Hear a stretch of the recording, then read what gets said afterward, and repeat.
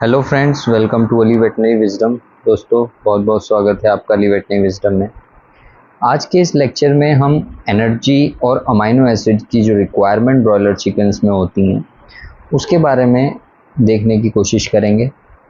किस तरीके से जो जेनेटिक प्रोग्रेस ब्रॉयलर में साल दर साल हो रही है, जिस तरीके से उसका जेनेटिक पोटेंशियल बढ़ रहा है वेट गेन करने को लेकर, उसमें एनर्जी और अमाइनो एसिड्स की रिक्वायरमेंट कैसे काम करती है या कैसे बढ़ रही है, वो हम जानने की कोशिश करेंगे।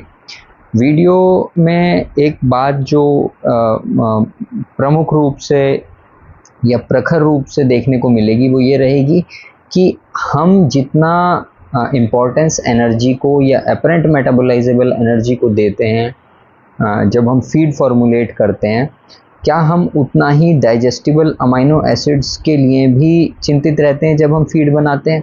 तो यही एक बात को लेकर हम ये लेक्चर को देखेंगे।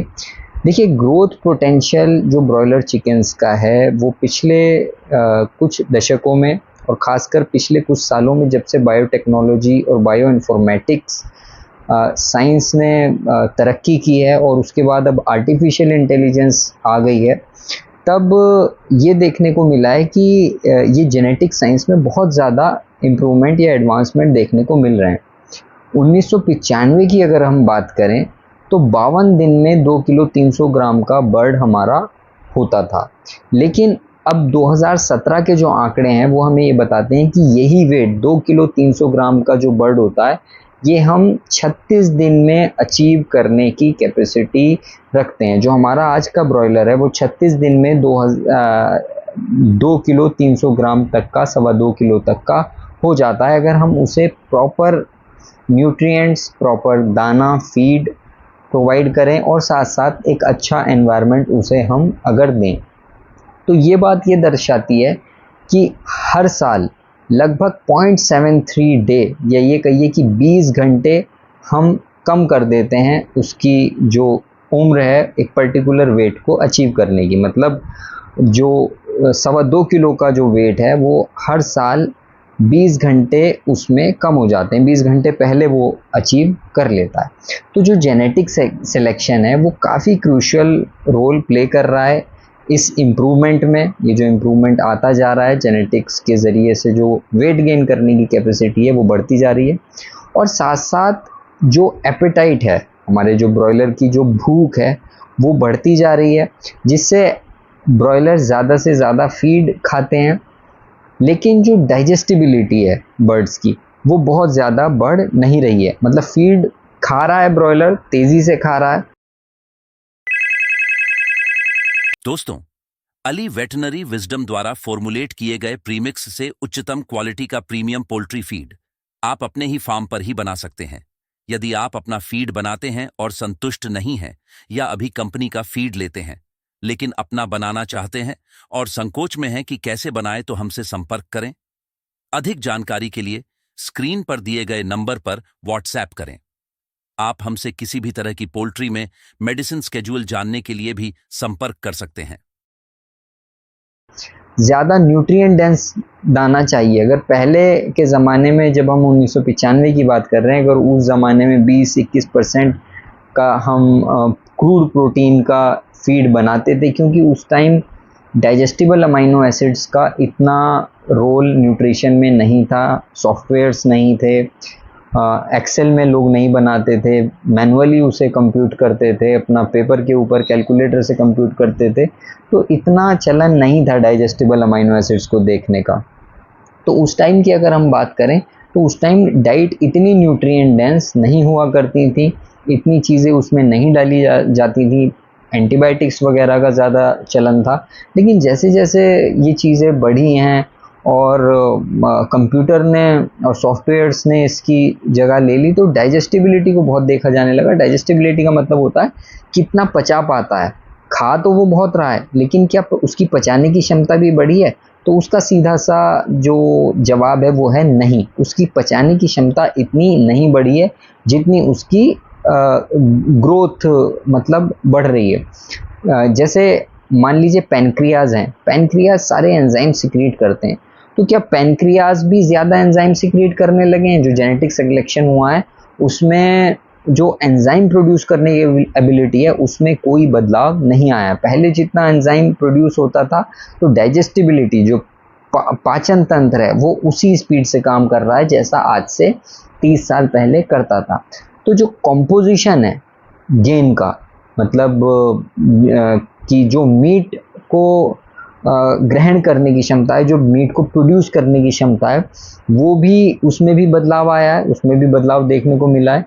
जो उसकी छाती का मीट है, ब्रेस्ट मीट ईल्ड जिसे कहते हैं, अगर देखा जाए 1957 की अगर बात करें तो 12% जो बॉडी वेट होता था वो ब्रेस्ट मीट ईल्ड होती थी, लेकिन 2014 में ये 23% हो गई है और अब हाल के जो आंकड़े आए हैं 2021-2022 के, उसमें ये बढ़कर और भी लगभग 25% के करीब पहुंच चुकी है। तो इसी बात पे फोकस करके एनर्जी और अमाइनो एसिड्स की रिक्वायरमेंट को देखना, इस बढ़ते हुए ट्रेंड को, उसकी जो कैपेसिटी है उस ट्रेंड को देखते हुए एनर्जी और अमाइनो एसिड्स की रिक्वायरमेंट्स काफ़ी बदल गई हैं।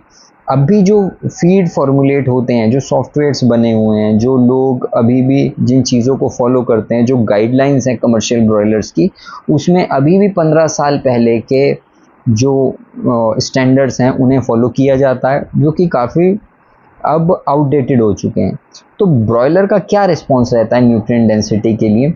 हाल ही में एक रिसर्च हुई है, मैंने पहले भी इस बात को बताया है, उसमें ये देखा गया है कि 1.19 का FCR ब्रॉयलर्स में देखने को मिला है 2500 ग्राम बॉडी वेट के ऊपर। तो आप सोच सकते हैं कि जितना फीड खाया उसने सब का सब कन्वर्ट कर दिया अपने मीट के अंदर, अपनी बॉडी के अंदर। तो ये बहुत ही रिमार्केबल FCR है। इसका मतलब ये है कि हमारे बर्ड के अंदर काफ़ी ज़्यादा जेनेटिक पोटेंशियल है, हम ही उसे इतना फीड या इस टाइप का फीड नहीं प्रोवाइड करा पाते, इस टाइप का मैनेजमेंट नहीं दे पाते कि वो इस चीज़ को अचीव करे। तो जितना अच्छा हम मैनेजमेंट, मान लीजिए वेंटिलेशन बहुत अच्छा हो, अमोनिया और धूल मिट्टी उसके फार्म में ना हो जिसकी वजह से उसे जो एनोइंग होता है या उसे एक तरीके से ड्रैग लगाता है उसकी ग्रोथ पर, वो चीज़ें ना हो, और बहुत ही हाई क्वालिटी का हाईली डाइजेस्टिबल फीड हम अपने बर्ड को दें, तो वो काफ़ी अच्छा FCR अचीव कर सकता है। हम इस टाइम जो हम प्रीमिक्स बना रहे हैं, हम प्रीमिक्स बनाते हैं, हमारे कुछ फार्मर्स हैं जो 1.4 का भी FCR अचीव जिन्होंने अभी तक किया है, उससे भी कम FCR में, मतलब 1900 ग्राम का बर्ड हमने 2500-2600 ग्राम फीड में अचीव अभी तक किया है।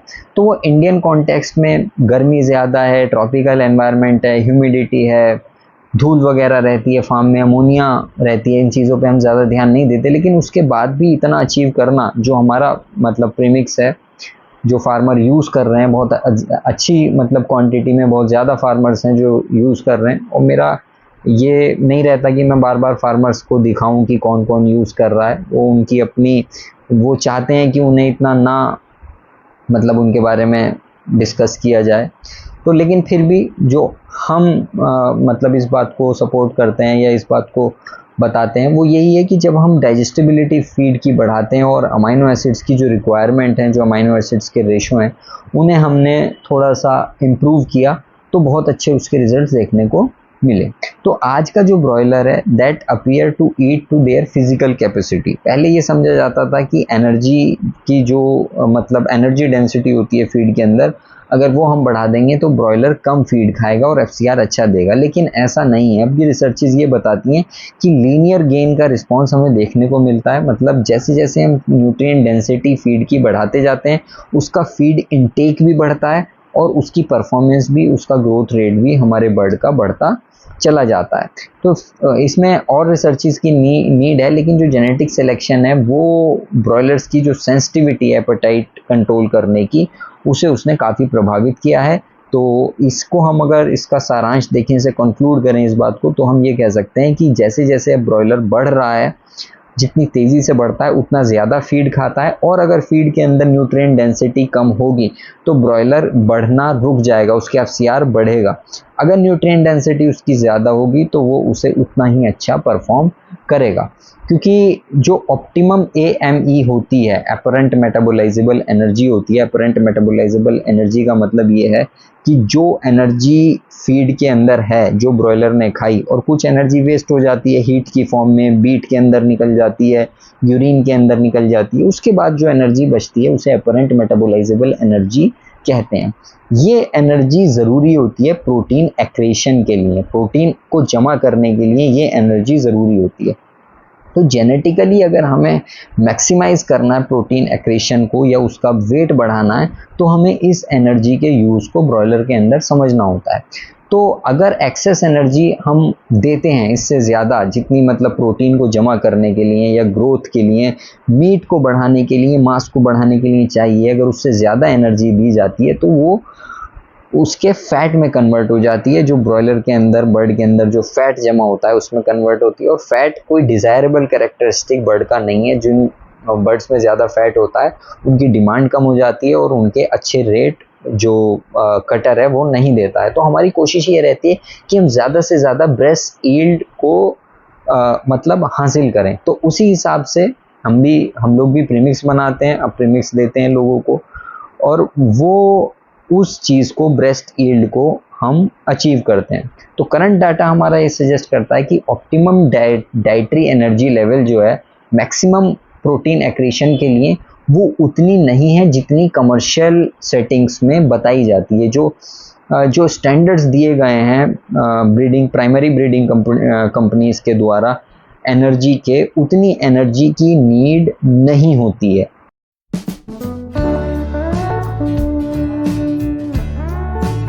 IMN पायरोफॉस पोल्ट्री हेल्थ सप्लीमेंट्स की एक शानदार रेंज पेश करता है, जो यह सुनिश्चित करता है कि आपके पक्षी हमेशा स्वस्थ और उत्पादक रहें।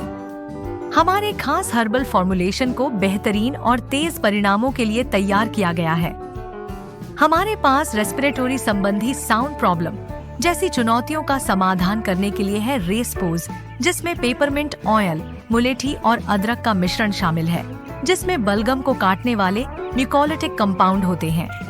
पोल्ट्री में लूज ड्रॉपिंग्स, जो अक्सर कई कारणों से होती हैं, उसको सेप्टिमा के प्रभावी कॉम्बिनेशन से नियंत्रित किया जा सकता है, जो आंतों के सेप्टिक संक्रमण से निपटता है, और रेमिप्रो, जो क्षतिग्रस्त आंत की मरम्मत करता है और स्वस्थ माइक्रोफ्लोरा को फिर से स्थापित करता है। पोल्ट्री में अक्सर तनाव होता है, जिससे शारीरिक कमजोरी और उत्पादकता में कमी आ सकती है। इसके लिए विटाडेन-एच एक त्वरित पुनरुद्धार समाधान देता है।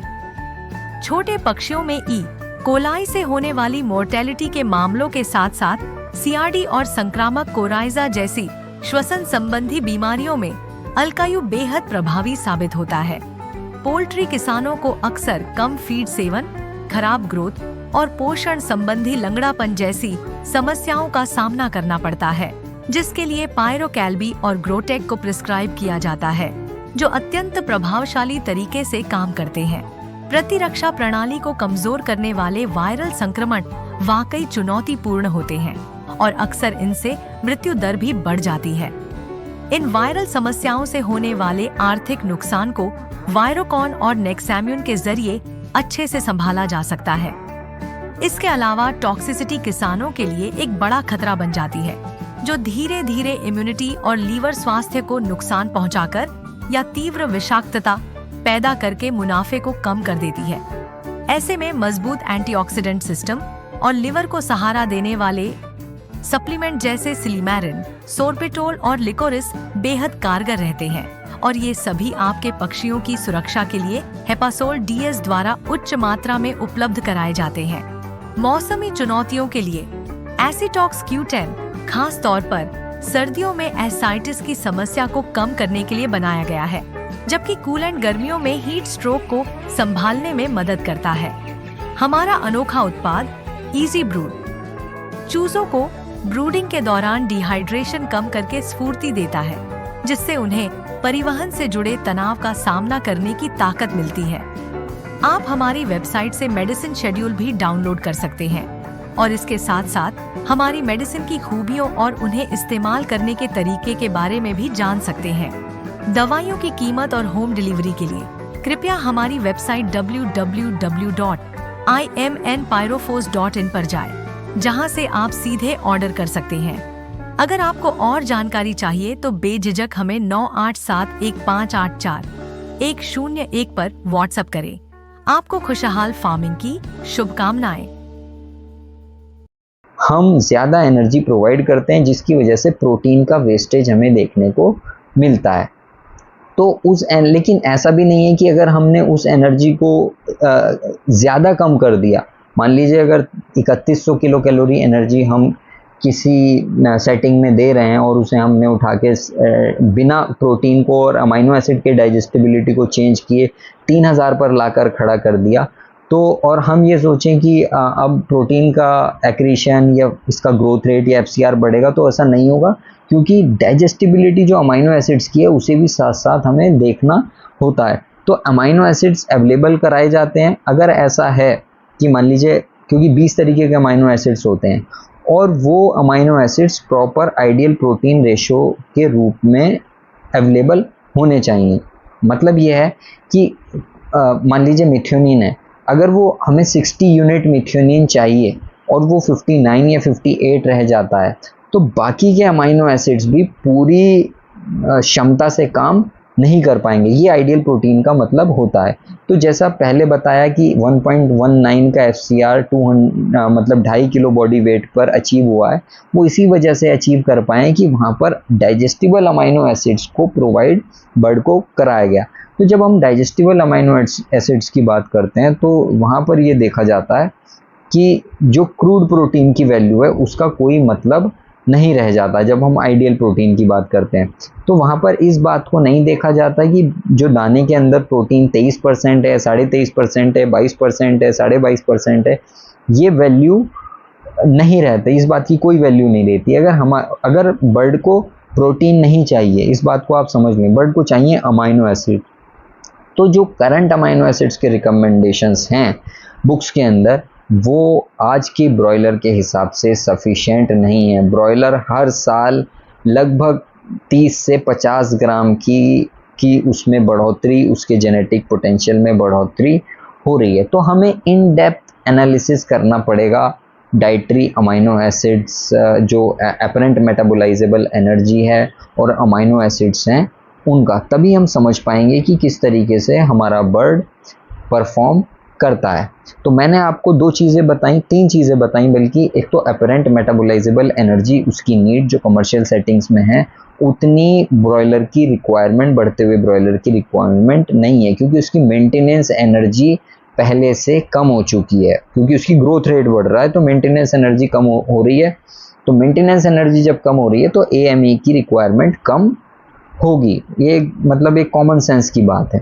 लेकिन डाइजेस्टिबल अमाइनो एसिड जो बिल्डिंग ब्लॉक्स हैं उनकी रिक्वायरमेंट बढ़ रही है और उनके रेशो में भी बदलाव देखने को हमें मिल रहा है। जो अभी नए जो स्टैंडर्ड्स हैं न्यूट्रिशन के या न्यूट्रिशन की जो बुक में आज से 15 साल पहले जो लिखी गई थी, उनके अंदर ये बातें, मतलब 15 साल का अगर हम ये अंदाज़ा लगाएं तो लगभग अगर 30 ग्राम के हिसाब से भी बर्ड बढ़ रहा है तो 450 ग्राम का फ़र्क आ चुका है। जब वो किताब लिखी गई थी उसके हिसाब से अब तक 450 ग्राम बॉडी वेट का फ़र्क बर्ड के अंदर आ चुका है। तो हमें ये समझना होगा जब हम अपनी बर्ड को फीड करेंगे या फीड कर रहे हैं कि हम एनर्जी और प्रोटीन के उस रेशो को बना पाएंगे या बना पा रहे हैं या नहीं बना पा रहे हैं।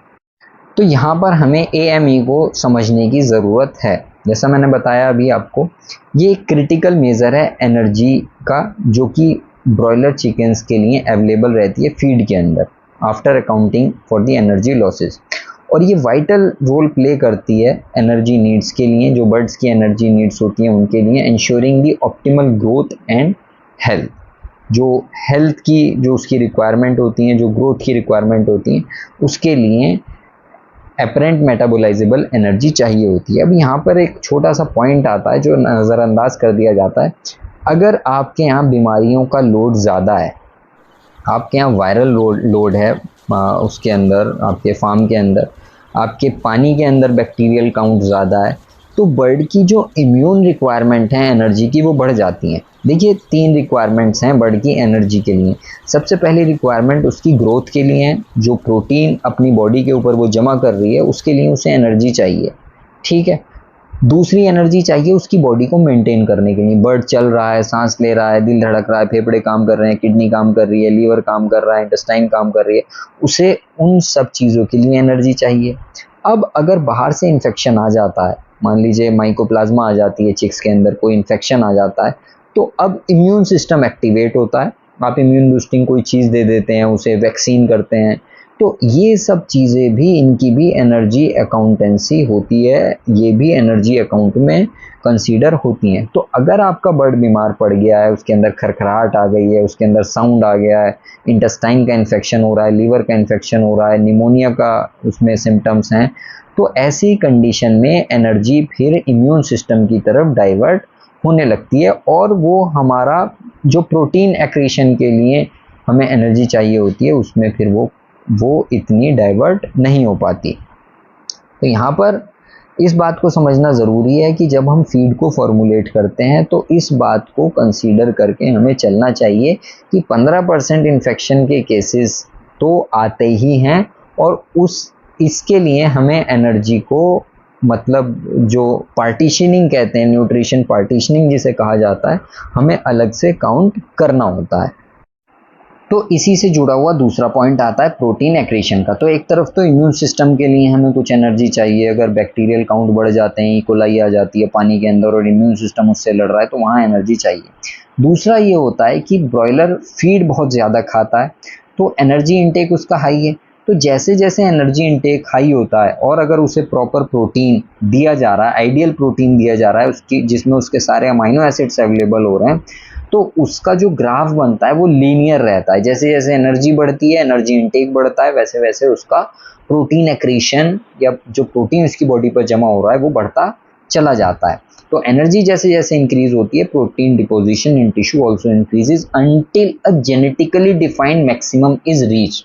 अब जेनेटिकली डिफाइंड मैक्सिमम क्या है आज की बर्ड के अंदर, वो हमें नहीं पता है, या हम इस बात से इसका अंदाज़ा लगा सकते हैं जो रिसर्च मैंने अभी शेयर की, कि ब्रॉयलर 1.19 के एफसीआर में 2.5 किलो वज़न अचीव करने की कैपेसिटी रखता है। तो अभी हमारे पास बहुत ज़्यादा इसके लिए कैपेसिटी है। देखिए फीड दिन ब दिन महंगा होता जा रहा है, और इस फीड के महंगा होने से, फीड सस्ता करने से आपको प्रॉफिट ज़्यादा नहीं होने वाले। इस बात को आप बिल्कुल मतलब नोट कर लीजिए, गांठ बांध लीजिए। अगर आप पोल्ट्री में हैं और आप सोचिए कि मैं सस्ता फीड खिला के पोल्ट्री में कुछ कमा लूँगा, तो वो दिन गए, क्योंकि बर्ड अब पहले जैसा नहीं रहा है। बर्ड की रिक्वायरमेंट बहुत ज़्यादा बढ़ चुकी हैं, ये कम से कम 400% ज़्यादा बढ़ चुकी हैं पिछले 10 सालों के अंदर। तो जितना अच्छी क्वालिटी का फीड देंगे, और बाहर के फीड से उम्मीद मत करिए कि वो आपको एक जैसा परफॉर्मेंस देगा। जब तक आप खुद का फीड नहीं बनाएंगे तो आपका उसके ऊपर कंट्रोल नहीं रहेगा। मैंने ऐसे भी फार्म देखे हैं, ऐसे लोगों को भी देखा है जहाँ पर मैनेजमेंट बहुत बड़ा, मतलब फॉल्ट देखने को मिलते हैं मैनेजमेंट में। डिजीज़ लोड बहुत है, पानी अच्छी क्वालिटी का नहीं है, बीमारियां हैं फार्म के अंदर, लेकिन फिर भी जो बर्ड है ना, वो अपना वज़न तोड़ता नहीं है। 5-10% का ऊपर नीचे रहता है, लेकिन फिर भी बहुत अच्छे से बर्ड वेट गेन करता है अगर उसका फीड अच्छा है तो, ठीक है। तो अगर जेनेटिक पोटेंशियल जो बर्ड का है उसे अचीव करने में हमारे पास मतलब बहुत ज़्यादा स्पेस है, तो वो जब हम प्रोड्यूस कर लेते हैं, मतलब उस तक जब हम पहुंच जाते हैं, उसके बाद जो एनर्जी बचती है, मान लीजिए आप जो जितना मैक्सिमम प्रोटीन बर्ड के ऊपर जमा होना है वो हो गया, उसके बाद जो एनर्जी बची, जो हमने एक्स्ट्रा दे दी, मान लीजिए ऑयल ज़्यादा मिला दिया हमने, मल्सीफायर को ज़्यादा यूज़ कर लिया, तो उसके बाद वो फिर उसके अंदर जो फैट होता है उसमें कन्वर्ट होता रहता है, और फिर कटर उसका इतना ज़्यादा पैसा नहीं देता, वो हमारा अंडर मतलब क्वालिटी में चला जाता है। तो फीड की जो यूटिलाइजेशन एफिशिएंसी है वो मैक्सिमम होती जा रही है, और मैक्सिमम प्रोटीन एक्रीशन को हम अचीव कर रहे हैं। तो यहाँ पर ये बात बहुत सारे लोग कहते हैं कि जैसे मतलब सर जैसे पहले हम करते थे ब्रॉयलर फार्मिंग, अब वो ब्रॉयलर फार्मिंग में वैसा नहीं रहा है, उस टाइप से नहीं कमा पाते हैं हम, बर्ड को उतने अच्छे से नहीं रख पाते हैं, या बर्ड उतना अचीव नहीं कर पाता जितना उसे करना चाहिए, या मार्केट के जो रेट चलते हैं। देखिए मैं फिर वही बात आपसे कहूँगा कि आप पहले से बर्ड को कंपेयर मत कीजिए। ये बहुत ही मतलब एक प्रोफेशनल एक बहुत स्टैंडर्ड सेट इंडस्ट्री के अंदर हो चुके हैं, जिसका कारण है इसकी ग्रोथ रेट, वो साल दर साल और तेज़ी से बढ़ती जा रही है जैसे जैसे जेनेटिक साइंस में एडवांसमेंट होता जा रहा है। और साथ साथ ये भी है कि मतलब बर्ड उतना डाइजेस्ट कर पा रहा है हमारे मतलब फीड को या नहीं कर पा रहा है, और कितना उसके ऊपर इम्यून लोड पड़ रहा है। पहले मान लीजिए अगर 10 ई कोलाई अगर आपके पानी में है एक ml के अंदर, तो वो अगर बीमारी करती थी, और अगर 9 ई कोलाई होंगी तो बीमारी आपको नहीं दिखेगी। अब क्या है, अब 4 या 3 ई कोलाई भी अगर पानी के अंदर है तो वो बर्ड को बीमार कर देंगी, क्योंकि उसके अंदर उतनी मतलब उसका इम्यून सिस्टम उसकी ग्रोथ की वजह से इतना डाउन हो गया है। मतलब इम्यून सिस्टम नहीं डाउन हुआ है, लेकिन उसके जो अंदर एनर्जी पार्टीशनिंग है वो इस तरह से है कि इम्यून सिस्टम को बैक फुट पे रखा जाता है। तो ऐसी कंडीशन में अगर आप उसी टाइप का उसे मैनेजमेंट देंगे जो आज से 10 साल या 15 साल पहले आप देते आ रहे हैं या दे रहे थे, तो बर्ड परफॉर्म नहीं करेगा। इसी वजह से इतनी ज़्यादा हमें वायरल या इसकी प्रॉब्लम देखने को मिलती है। और उनका सारा का सारा अगर आप उसकी जड़ को खोजेंगे तो वो एनर्जी का जो बॉडी के अंदर यूटिलाइजेशन है उसी के ऊपर आकर मिलेगा। अब इम्यून सिस्टम कैसे काम करता है, अगर आप देखें तो इम्यून सिस्टम को एनर्जी चाहिए। जब कोई जो इम्यून सेल है वो बैक्टीरिया को जब देखती है या बैक्टीरिया से जाके जब टकराती है तो वो बैक्टीरिया को खा लेती है। अब खाने के बाद जो उसे डाइजेस्ट करने का प्रोसेस होता है वो इतना आसान नहीं होता, उसके लिए जो है फ्री रेडिकल्स वो बनाती है। वो फ्री रेडिकल्स काफ़ी एनर्जी डेंस होते हैं और उसके लिए खूब सारी एनर्जी चाहिए होती है। तो वो एनर्जी कहाँ से आती है, वो एनर्जी ग्लूकोज से आती है, उन मॉलिक्यूल से आती है जो न्यूट्रिएंट्स से या पोषक तत्वों से उसके अंदर जा रहे हैं। तो ज़्यादा अगर बर्ड के अंदर बैक्टीरिया पहुँच जाएंगे तो ज़्यादा इम्यून सेल्स एक्टिवेट होंगी, और ज़्यादा इम्यून सेल एक्टिवेट होंगी तो उसे ज़्यादा मतलब उसकी रिक्वायरमेंट होगी, एनर्जी की रिक्वायरमेंट होगी। तो ये चीज़ें समझना आज के टाइम में काफ़ी ज़रूरी हो गया है। तो ऐसे में जो लब्बो-लुबाब है पूरी बात का, जो समरी है इस पूरे वीडियो की, वो ये है कि डाइजेस्टिबल अमाइनो एसिड्स अगर हमारे प्रॉपर नहीं हैं या उतनी क्वांटिटी में नहीं है जितनी होने चाहिए, जो पहले से ये कहिए कि जिनके जो रेशो के तौर पे बढ़ चुके हैं। ऐसा नहीं है कि हम कोई भी अगर डीएलएम है तो हम उसे खूब अपने हिसाब से बढ़ा दें और ये सोचें कि नहीं यार अब ये परफॉर्म करने लगेगा, तो ऐसा बिल्कुल भी नहीं होगा। हर चीज़ अपने रेशो के हिसाब से बढ़ेगी। जो पहले मतलब अमाइनो एसिड जैसे वेलिन है, आइसोल्यूसिन है, इन्हें नॉन एसेंशियल माना जाता था, लेकिन आज की जो रिसर्चेज़ हैं वो भी एसेंशियल की कैटेगरी में आ रहे हैं या आ गए हैं। तो अमाइनो एसिड्स की डेंसिटी उनके हिसाब से जिन्हें पहले कुछ नहीं समझा जाता था, जिन्हें पहले अंडर एस्टिमेट कर दिया जाता था, इग्नोर कर दिया जाता था, ल्यूसीन है, आइसोल्यूसिन है, फिनाइलएलेनिन है, ट्रिप्टोफैन है, इन्हें बिना देखे फीड पहले बनाए जाते थे। सिर्फ क्या करते थे कि डीएलएम देखा, लाइसिन देखा, थ्रेओनिन भी अभी 5-7 सालों से लोग देखने लगे हैं, मिलाने लगे हैं।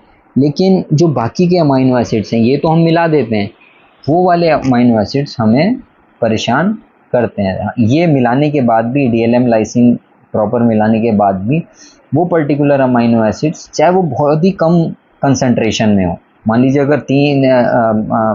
अगर मान लीजिए 1 किलो डीएलएम मिलाया जा रहा है तो जो आइसोल्यूसिन है वो 20 ग्राम ही मिलेगा या 30 ग्राम ही उसे मिलाना पड़ेगा, लेकिन वो जो बैलेंस होगा वो काफ़ी मतलब इम्पोर्टेंट माना जाता है, ये काफ़ी इम्पोर्टेंट होता है। तो इस तरीके से लगभग हमने मतलब हम अपने प्रीमिक्स की बात करें जो हम जिन जैसे फार्मर्स के साथ जुड़े हुए हैं या जो फीड हम दे रहे हैं, तो उसमें हमें जो ग्रोथ है वो काफ़ी मतलब अच्छी देखने को मिलती है जब हम डाइजेस्टिबल अमाइनो एसिड्स की बात करते हैं इन कॉन्टेक्स्ट ऑफ एनर्जी। फिर उसमें ये भी होता है कि कभी बर्ड बीमार भी होता है तो वो मतलब बीमारी अगर चल भी रही है तो वो अपना वेट लूज़ नहीं करेगा। तो ये दो बातें कि अपरेंट मेटाबोलाइजेबल एनर्जी थोड़ी सी कम हुई है और डाइजेस्टिबल अमाइनो एसिड्स की रिक्वायरमेंट, क्रूड प्रोटीन की रिक्वायरमेंट कम करते हुए और सिर्फ मिथ्योनिन, लाइसिन, थ्रियोनिन पे डिपेंड ना होते हुए वेलिन है, आइसोल्यूसिन है, इन अमाइनो एसिड्स को भी हम अब कंसीडर करने लगे हैं। तो ये एक मतलब छोटा सा एक मतलब एक पहलू देखने की कोशिश की गई कि किस तरीके से जेनेटिक डेवलपमेंट बर्ड का हो रहा है और कैसे हमें उसके साथ प्रोग्रेस करना है। तो टेक अवे पॉइंट ये है कि सस्ते दाने की तरफ ना जाएं, ठीक है। अगर बाहर से दाना खरीद रहे हैं तो सोच सकते हैं कि वो कम से कम 7 रुपए का डिफरेंस रख के आपको दाना, 8 रुपए का डिफरेंस रख के आपको दाना दिया जाता है, तो उस 8 रुपए में कितना न्यूट्रिएंट्स कम कर दिए गए होंगे। तो अपना दाना बनाइए और बाहर के दाने से फिर भी वो आपको ज़्यादा मतलब वो देगा, मतलब रिटर्न्स देगा। हम भी प्रीमिक्स बना रहे हैं और इन सब बातों को ध्यान में रख के बना रहे हैं।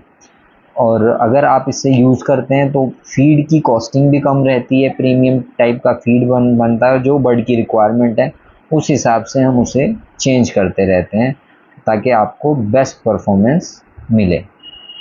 तो अगर आप इसके बारे में और ज़्यादा जानना चाहते हैं तो आप मुझसे कांटेक्ट कर सकते हैं। और आज के लिए यही, फिर किसी वीडियो में आपके साथ मिलते हैं।